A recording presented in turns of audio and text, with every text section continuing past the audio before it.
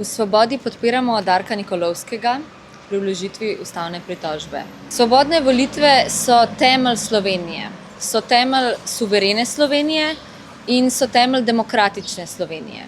Zato menimo, da ob obstoju suma in stopnjevanju afere Black Cube, ki se dogaja v javnosti, da je pomembno, da o tem vprašanju odloči Ustavno sodišče. Ključno za našo suverenost namreč je, če je bila dejansko volivkam in volivcem kršena njihova ustavna pravica z vmešavanjem tuje obveščevalne agencije v naš predvolilni proces.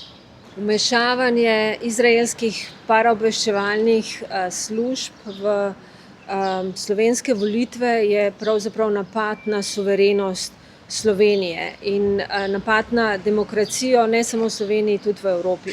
Živimo v demokratični državi, želimo si odprto družbo in družbo, ki spoštuje svoje institucije in ki ne izdaja svojo državo.